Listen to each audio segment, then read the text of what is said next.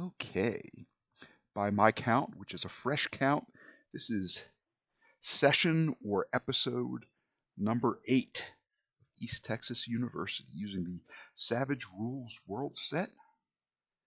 Episode 8 already. Time does fly when you're having fun. Shane Hensley and Clint Black, thank you for the Savage Worlds rule set. And Preston DeBose and Ed Wetterman, thank you for layering atop of that rich rule set the East Texas University genre or game setting atop of that. Talk about a force multiplier that makes an already excellent product probably about 10 times more fun. Do like a good force multiplier. Duff with the Prater's Rejects channel. Thank you so much for uploading and hosting these YouTube videos.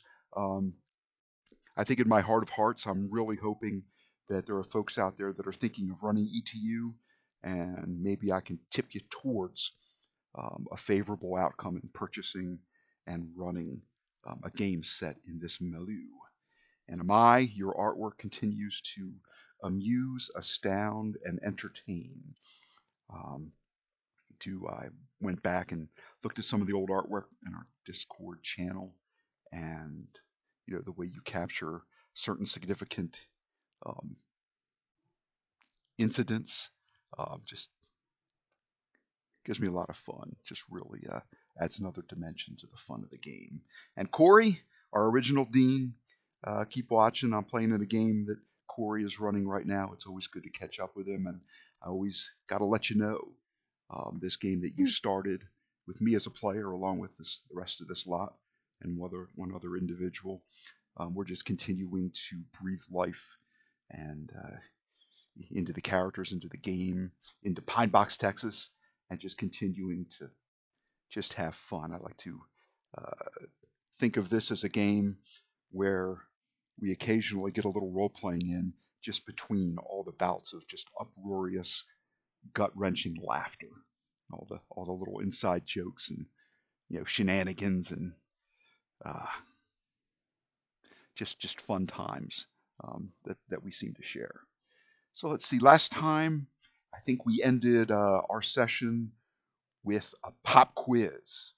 Sophia did wonderfully on that pop quiz, earning herself a +1 to her midterm exam, the first big exams of the study group's sophomore year at East Texas University, which abuts Pinebox, Texas.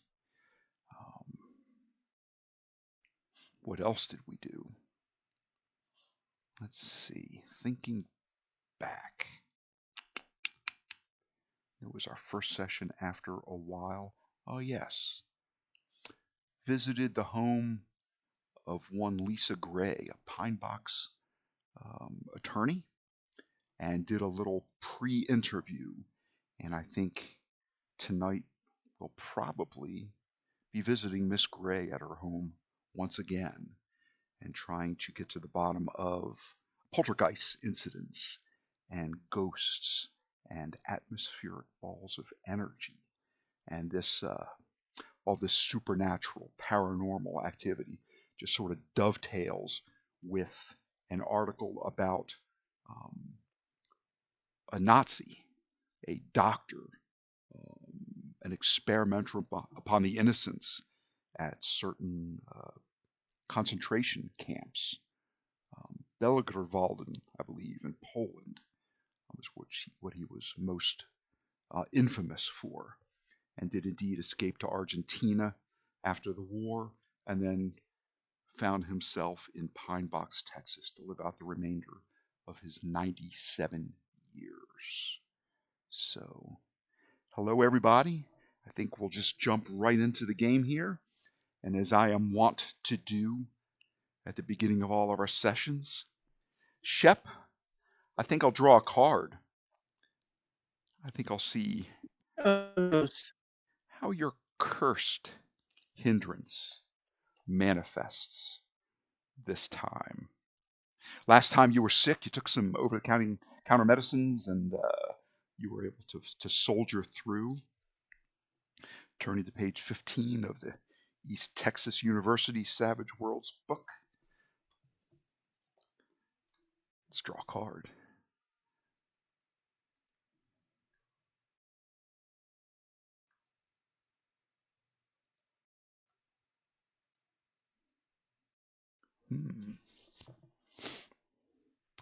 It's luckily left over from last time, I believe. A 3. -2 on all vigor rolls to resist hazards. Hazards would be like just natural like pits, falling damage, I believe, things like that. Environmental effects. It happened a few Yeah, sessions ago. yeah. So Extreme he's a little more clumsy than usual, huh? extreme cold and heat may be other incidences which may contribute to hazards. Make sure I have everybody's Ava must have said something to him. everybody's bennies are reset, and as there are 5-player characters but 3 players, Fantasy Grounds is a little bit too generous with my bennies, so I will put myself on a level playing field of 3 GM bennies, and any wild cards that I represent also get a benny or 2. I believe it's 2. Okay, so the curse hindrance has been taken care of, exemplified by -2 vigor rolls to resist hazards. Our bennies are reset, and you are all sitting around your the small home that you lease off campus for your college studies. Mm-hmm.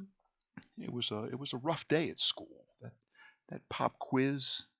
It's almost as if all the professors just got together, rubbed their hands together, sort of greedily, and said, "Let's throw a wrench into the plans of all of our students."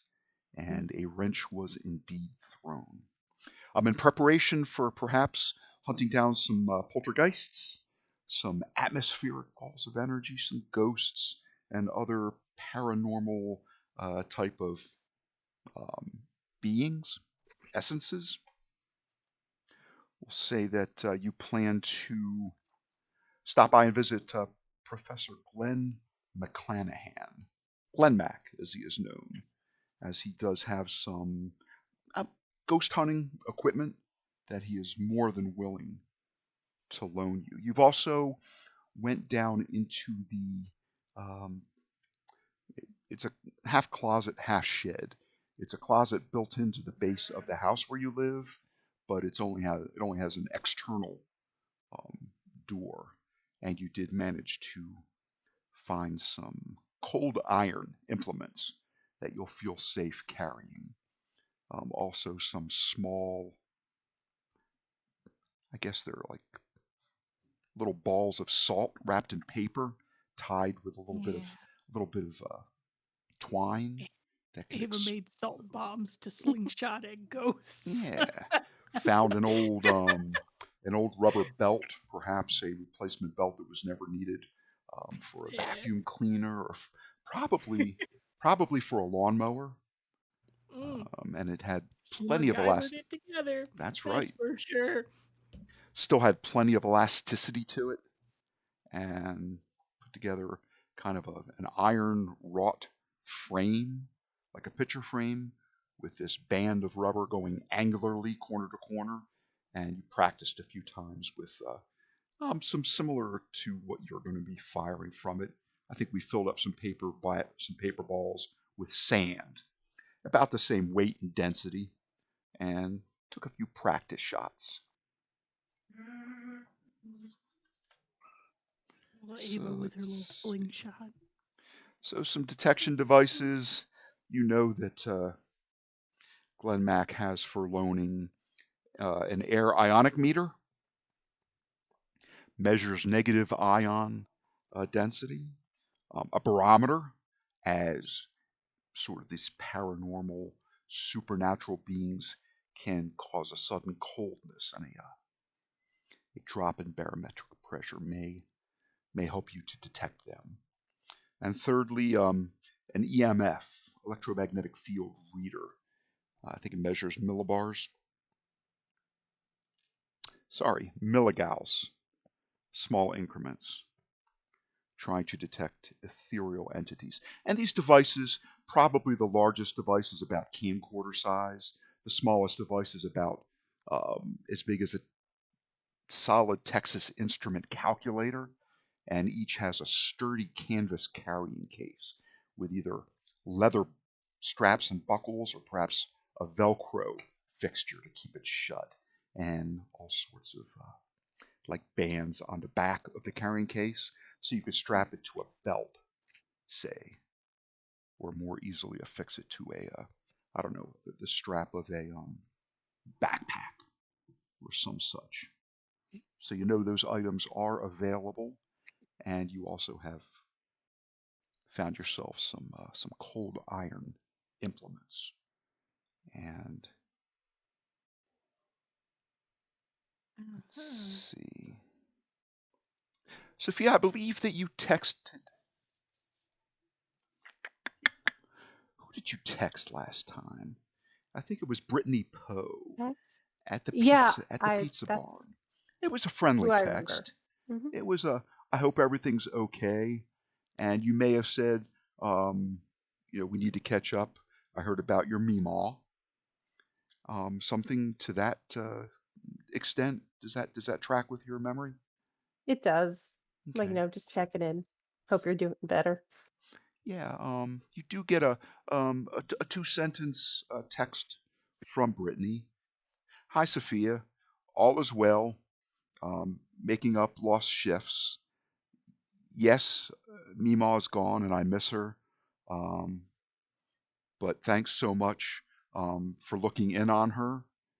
And I'm very sorry that you never met her in her better days, Brittany.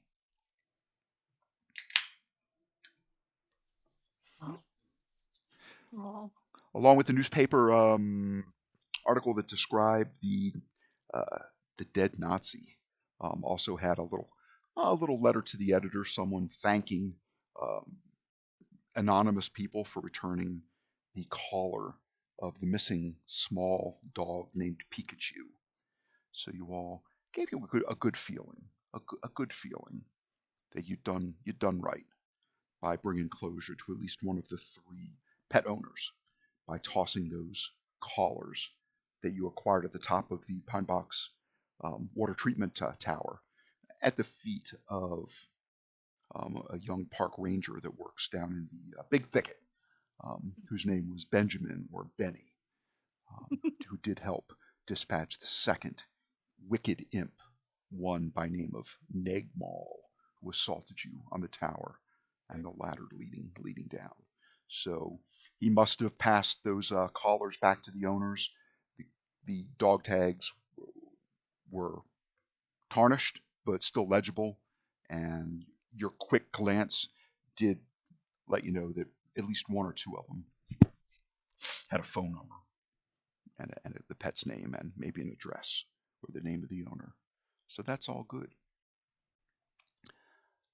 Sophia, last time we played, you had a collage of various bits of flora, um, Yes. branches of trees, leaves, perhaps some vines, Hmm.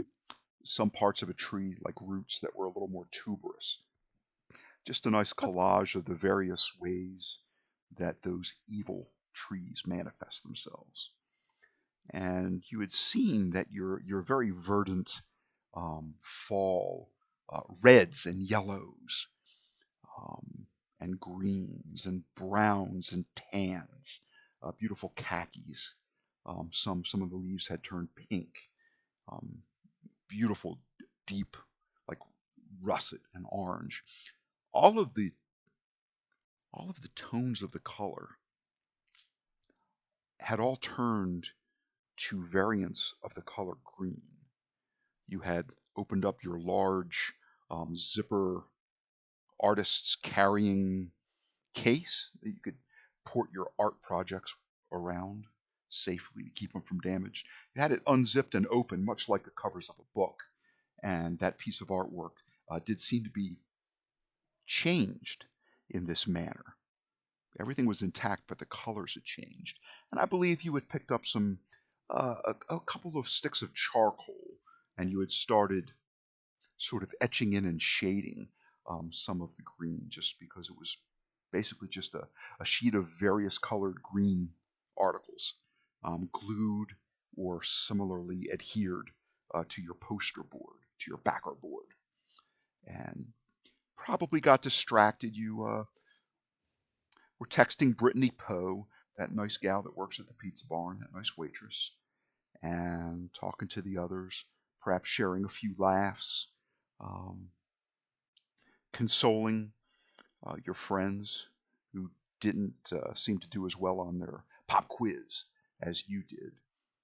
Luckily, you had just been studying elements that were on that pop quiz, so that's all good.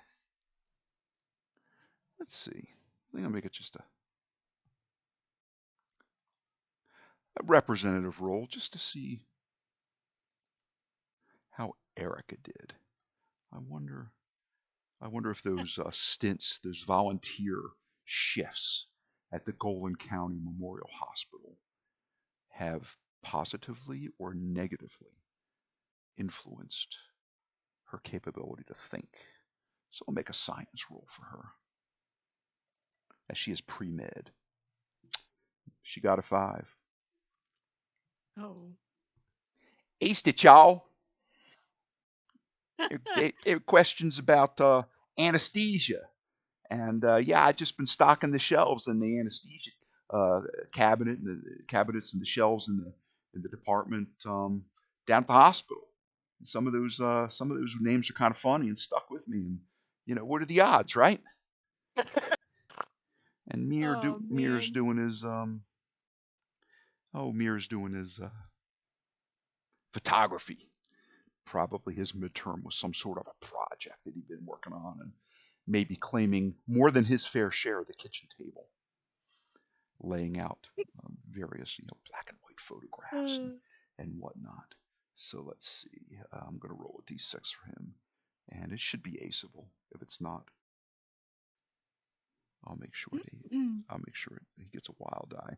Well, he'd better get a wild die because he only rolled a 1 on his d6. So let's roll that wild die. Let's see if we can't come up with a success for young Mir. A 4. Oh. Yes. My teacher was very pleased with my layout and my choice of photographs. And I did very well.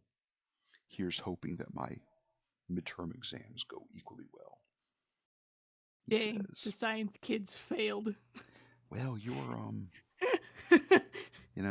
your academic classes, your courses are they're pretty tough. They're pretty tough. And they only get harder.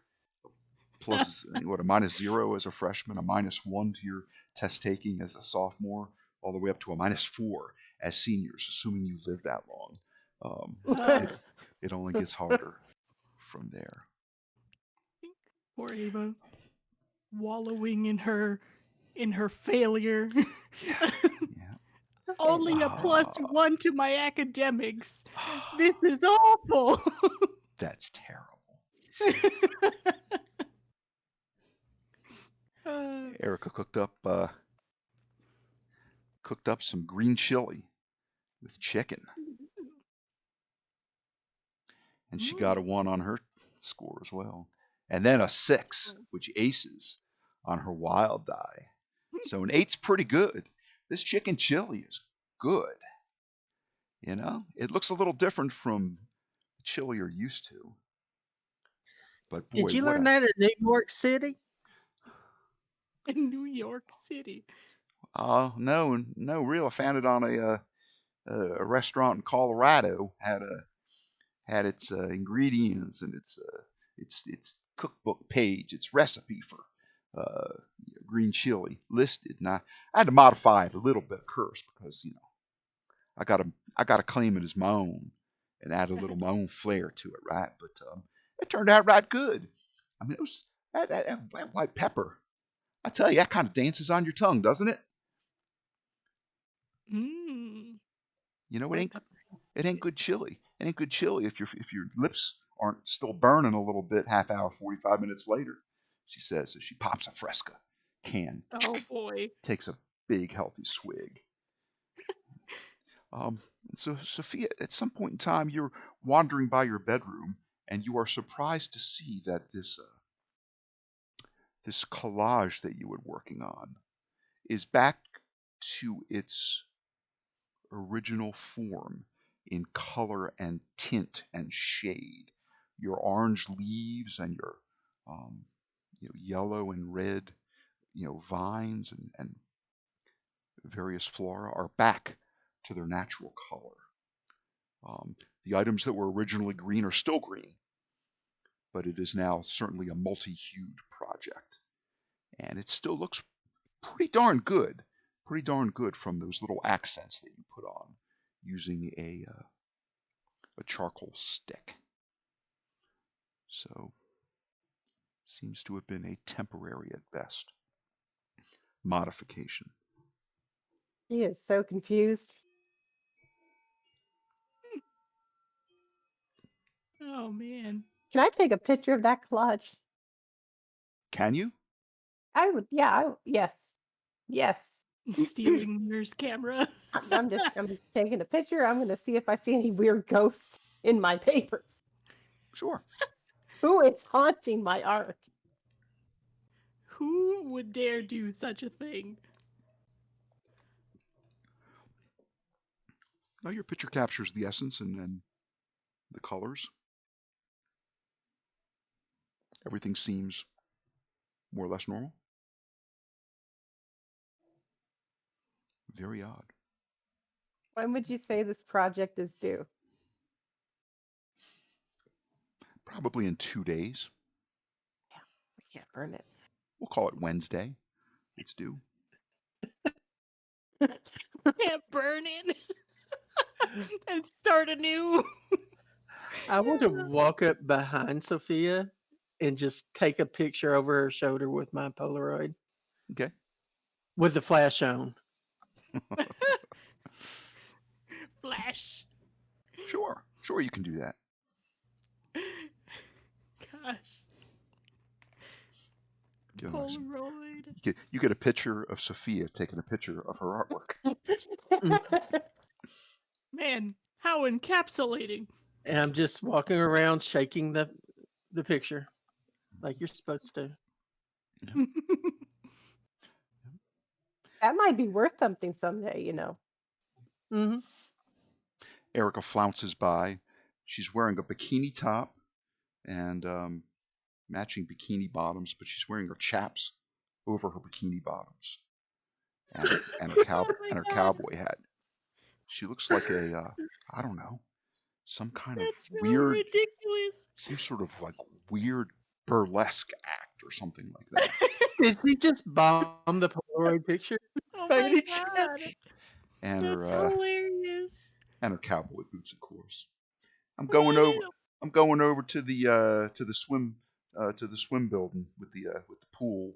A bunch of us are going to lay outside and get a little sun, enjoy a little bit of this nice fall day because it's in the mid 90s, maybe lower 90s. It's a hot day. Oh my gosh. I'm heading out, y'all. You guys go out in the sun. Make sure you take that SPF with you. She wanders That's fine, out. Erica. She wanders out, and you Your hot girl summer. hear a truck start up, and Oh my gosh. That's funny. you wince a little bit inwardly as you wait to hear her hit something, a trash can, a mailbox. Like, please don't hit the mailbox again. Maybe Please don't sideswipe the poor neighbor that's parked in front or in back of her Chef oversized two-ton rushes to the door pickup to truck. make sure he was parked in front of her. Yeah. Y'all think, oh gosh, what would a Vespa sound like if it was run over by a truck? But Oh no, no! Disaster. she just Oh pulls no! she just pulls away, and you hear she's probably got some Conway Twitty blasting on her on her truck radio. Sophia, did you get your motorcycle in a Erica safe place? It's always in a safe place. You'd have to put it in your Okay. bedroom for it to be safe from Oh her no! driving Yeah. habits. Oh no, trust me, we've Oh, been there boy. before. Your bedroom's not safe from Erica or Mir. Oof. Never. I don't think anywhere is safe in the house except maybe a bathroom. Probably not. Mir has no boundaries, remember? Neither does Erica. Oh All goodness. So yeah, you wander over and you go over to GlenMac's office. The anthropology building is an ugly building. It seems to be just perennially last in line for any funding for like an overhaul, even a fresh coat of paint. I know Sophia has offered to put a couple murals um, on the wall just to brighten up that sort of dingy, fading, somewhat peeling, neutral sort of reddish tan paint that covers the cinder block structure of the interior of the building. But it's just an ugly building. And you wander into McClanahan's office, and you catch him having a conversation with his West Highland Terrier, Argyle. A one-sided conversation, but Argyle seems to understand. You know, Sweet little doggo. well, hello, students, he says as he sort of closes a manila folder and puts it off to the side. Looks like he was maybe grading papers or perhaps proofreading a white paper that one of his students has submitted.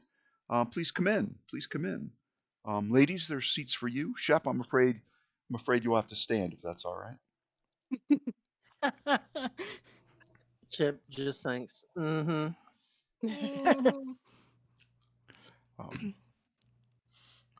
Argyle gets up and steps out of his doggy bed and barks at you. A little yappy bark. Yap, yap. Almost like he's inviting you to come sit in his dog bed with him. He frees up the space for you to sit there if you'd like.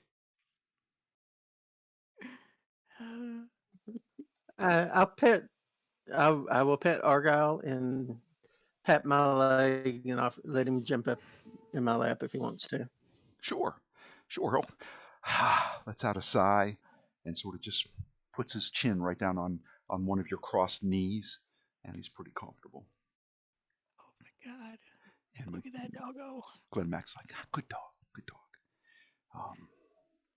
So he's like, I understand you're going to go over and visit my friend Lisa. That's all well and good. Told me a little bit about your first encounter with her.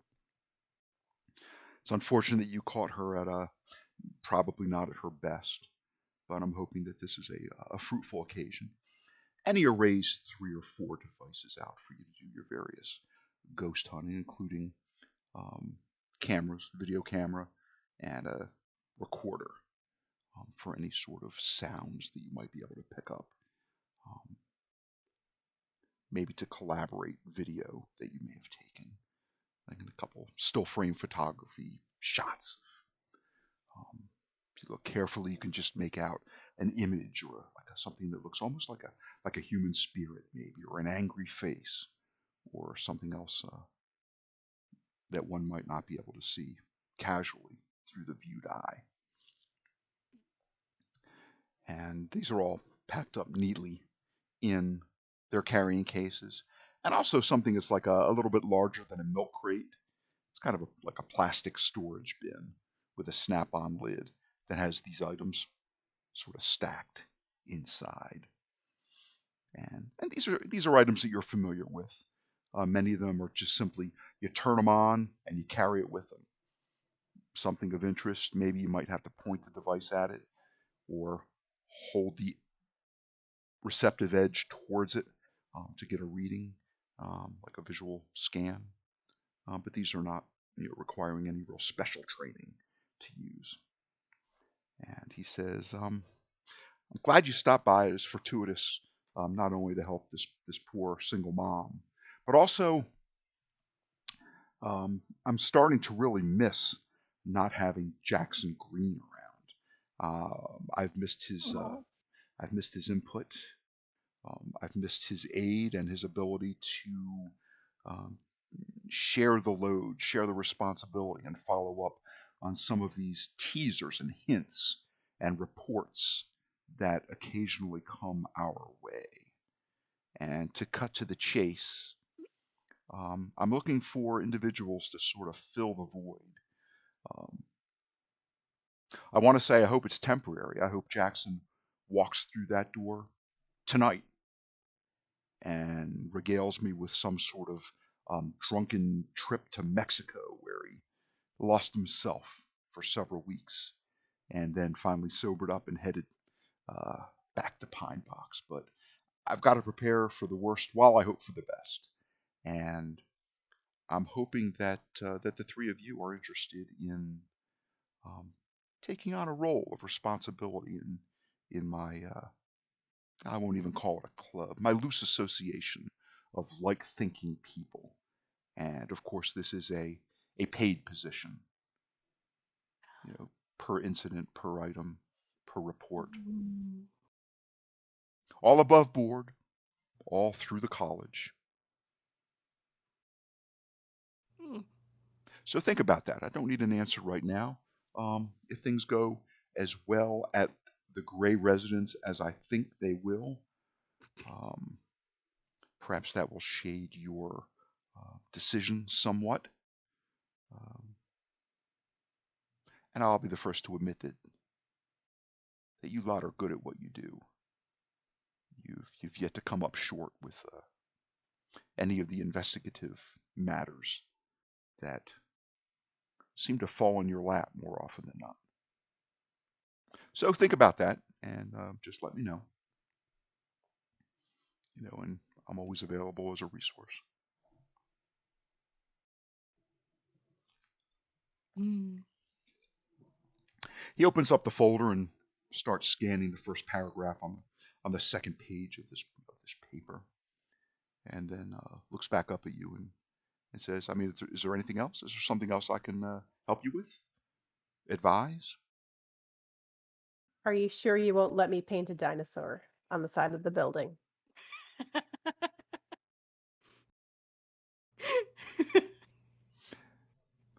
In GlenMac's mind, he's seeing like Barney the dinosaur, and he's like, "I'll tell you what. Can you give me a I don't know, a 2 foot by 3 foot uh, artist concept of what it is that you would like to paint? Something I could I'll present to my peers and maybe get a little bit of funding." Oh, do it, Ooh, Sophia. they'll fund me. I'm gonna pull out my sketchbook, a smaller one I carry around in my pocket, and like basically sketch out dinosaur bones. Okay. And then beside it, like, just a realistic type of dinosaur. There's no Barney here. Okay. I mean, what are you talking? Brontosaurus, Allosaurus, T-Rex, of Triceratops, course. a T-Rex. Yeah. Okay. T-Rex, of So course. perhaps in the background a stylized T-Rex with his little short arms and his wicked sharp teeth, and then Hmm. maybe sort of in front of him an array of perhaps like an archaeological dig of some type where It's like, oh, hey, the some bones are right bones there. are uncovered. Archaeology. Maybe a footprint, you know, with a plaster cast or something. Yeah. Why don't you make me a performance check? I can do it. Wow. I did. Wow. A success with a raise.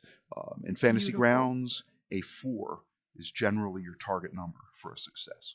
Combat's a little different, but generally, if you're trying to do something like use your performance skill to draw a good picture, for example, or cook up a big pot of wicked good green chili, um, or you need to take a vehicle, say a truck, through a narrow course requiring some driving skill. Generally, a 4 is your target number for success. And in multiples of 4, beyond 4, you get what is called a raise. If you roll the maximum on a die that you can get, it's called an ace. And on that D6, it looked like Sophia aced it. She got a 6 on her D6 and then got to keep rolling as the dice explode. And there really is no cap. As long as you keep rolling 8 on a D8 or 6 on a D6, you just keep rolling and adding until you don't roll whatever that number is. That is the maximum of that die type. So on a D6, Sophia got a 9. So that's a success with a raise at 8. So she made a really good sort of artistic conceptualization of what she would do in the larger scale as a mural. And GlenMac looks at it and then sort of cocks his head to the side and lets out a little And he's looking at it and he says, I think we can work with this. Let me see what sort of funds are available to maybe freshen up one of our interior walls. Outside of the building is probably brick, but certainly the inside walls could use such a nice fresh change, just something different. So he thanks you, and he takes that and he sorts of puts it off to the side, and he says, I make sure to sign it. "Oh, okay, awesome. Yeah. How long would such a project take?" He's thinking like 3 days. He's thinking, 6 Depending hours. on how big the wall is, Yeah. it might be more than 3 days, Okay. considering I have class, ghost busting, Yep. whatever independent research or study Mm-hmm. ghost busting goes into. Okay. Eh, This time's really not a constraint, but I would have to clear it through facilities, and we would have to cordon off that area just to, avoid the casual passerby, rubbing it with his elbow or shoulder and smudging and smearing it to give you a, opportunity to let the artwork cure on the wall and perhaps coat it with some sort of protective glossy cover just to keep it from being damaged, because accidents do happen.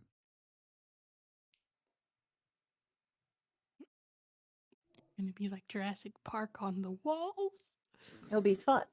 Oh, that's gonna Get be people cool. interested. That's really nice. That's a really Yep. really nice piece of art. We could say, Pay my rent. you might have maybe you should change your major to double major, maybe archaeology and art, double A's. You really do Maybe. capture the terror in the gaze of this big lizard. So he bids you good afternoon. He goes back to his paper. You can take the bin with you if you like, or you can divide up the smaller items and put them in your various backpacks, rucksacks, and what have you. And you leave the archaeology building. What would I you give like? Argyle extra peppy webs on his head. I'll take the goodies from the bin. So there's an EMF reader? An EMF reader. Something about like camera? it's a handheld barometer. Yeah. And It's, definitely an audio recorder, a video recorder, and finally a sensor. One more page. An air ionic meter, probably carrying around $700, maybe $750 worth of devices.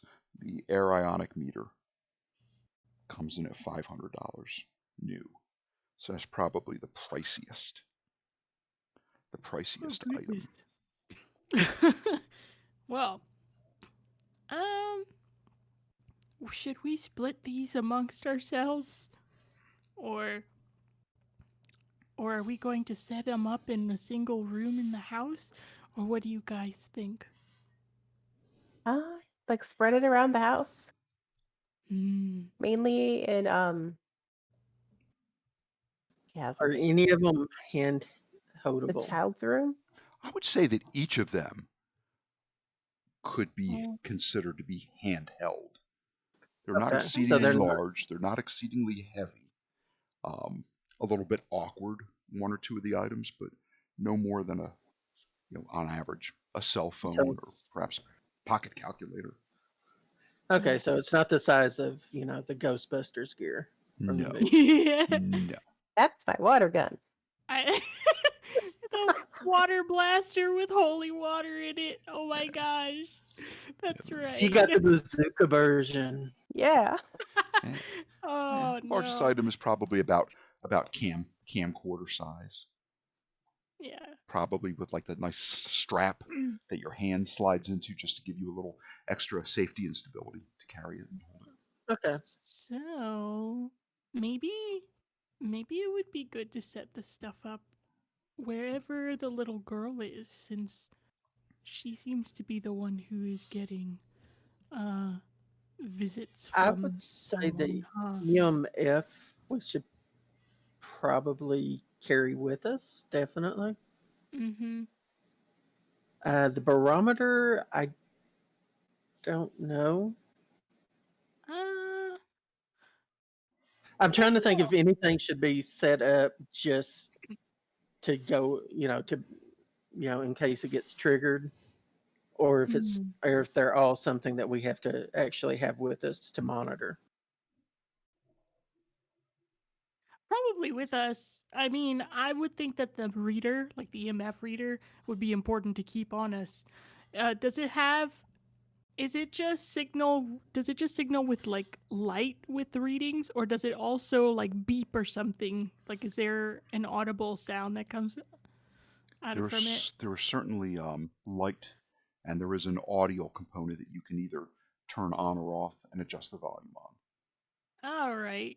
Okay. So if we do leave it somewhere, we'll be able to hear it if we set it up Yeah, somewhere. if it's not real Okay. loud, certainly, certainly.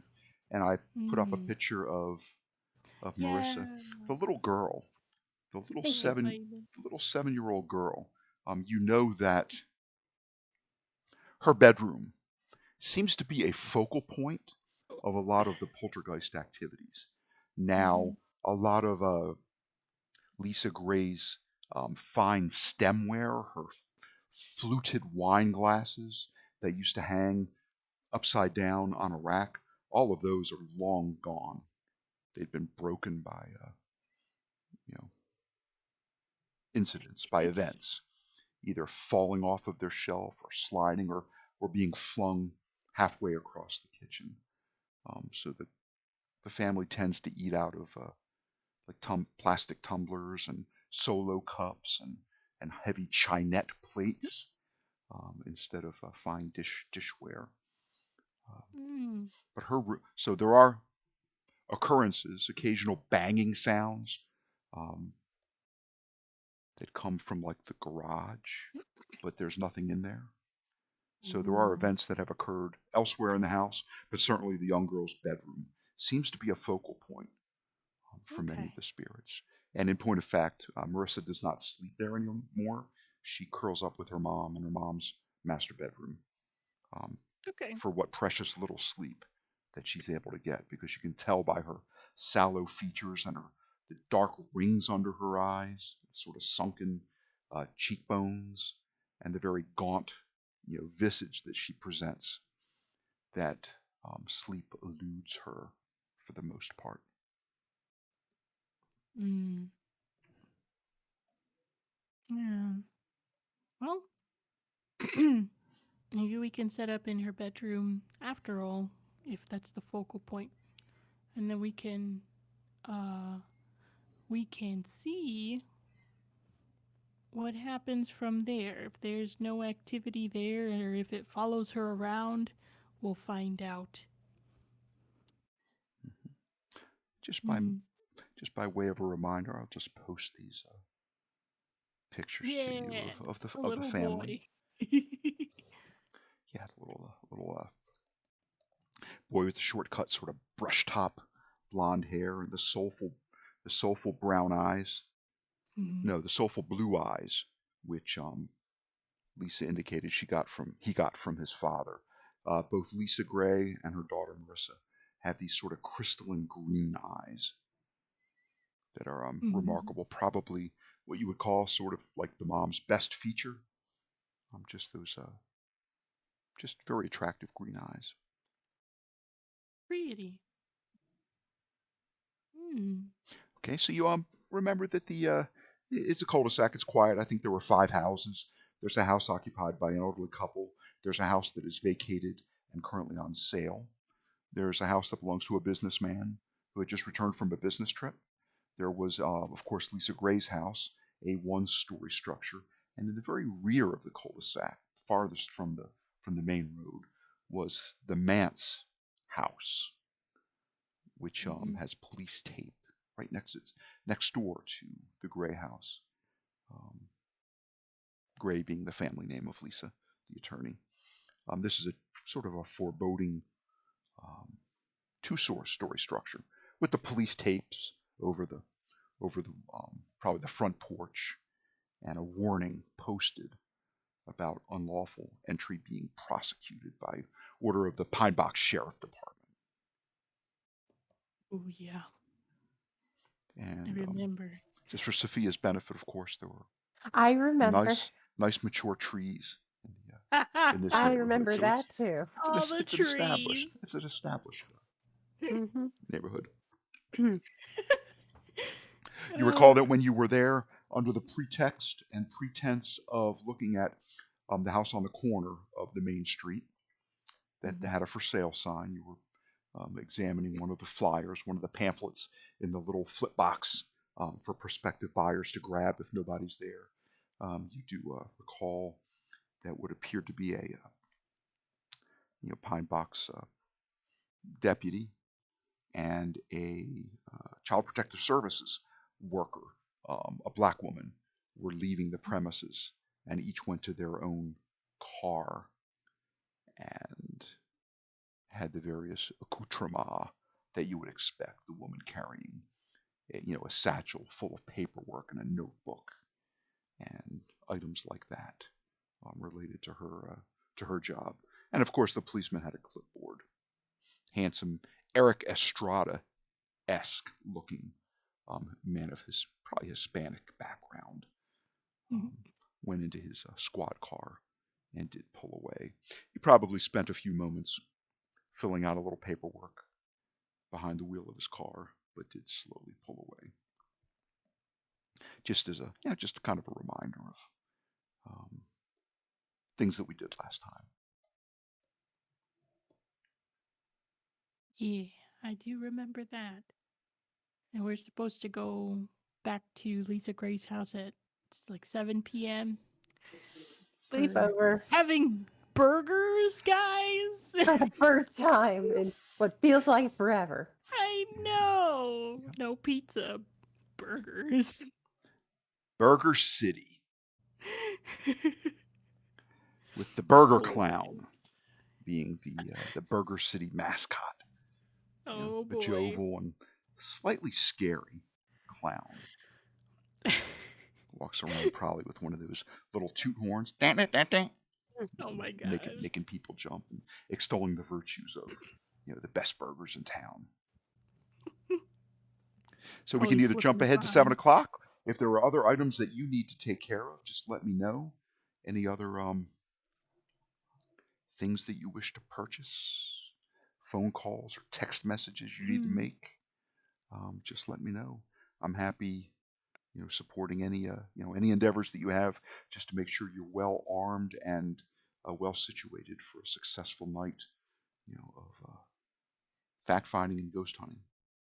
The I question. guess we should let Erica and them know. I'll send Erica a text telling her that we're not going to be home for a night. We'll be back in a day. Bloop. Ava, get your ass over here. Some of the guys here are HAWT, all caps, one space between each letter. Oh no. Hey, you Her just face. know she's cracking herself up when she sends the message. Just like It's that submit button. beet red face. It's like, Yeah. I let them know we were going to be gone for a night. What'd she say? She said fine.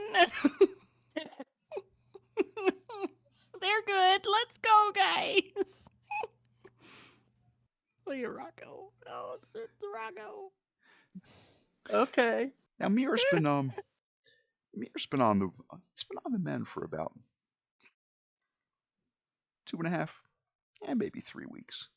But he's getting along better and better and better. It looks like that surgery was a success. He has a lot of tingling and numbness, but the nerves seem to be mending, and that injury that he had as a small child. Hopefully, the neurologist and other surgeons were able to help alleviate some of the pain and some of the stiffness and some of his lack of ambulation. That is the hope. But he's actually out giving his good doggo Rocco a nice walk around the neighborhood, trying to get out because he's told to try to walk, and if they can wean him off of 2 crutches back onto 1 crutch, and then maybe from that 1 crutch down to a cane, this is progress. And the hope is that just in a very short, tiny march of days, at most weeks, he will have his full mobility back again. Wonderful. I think even if he's completely healed, he's still going to hold on to that doggo, though. It does cut down on the amount of chores you have to do, because leftovers, not a problem. Crumbs, again, not a problem. Food And that's he blames spilled, us. definitely not a problem. The extra 8 to 10 pounds that the dog's carrying, a little bit of a problem. It's not just us. It's not just us. Mm-hmm. And Shep, I'll remind you that when you were outside of the man's house, looking in, your Tante, your Mhm. spirit guardian, appeared to you briefly and did ask you, do you not feel it? Do you not feel the black cloud over that house? It's like a veil. It's like a blanket. Be careful. Mon petit chou. Be careful.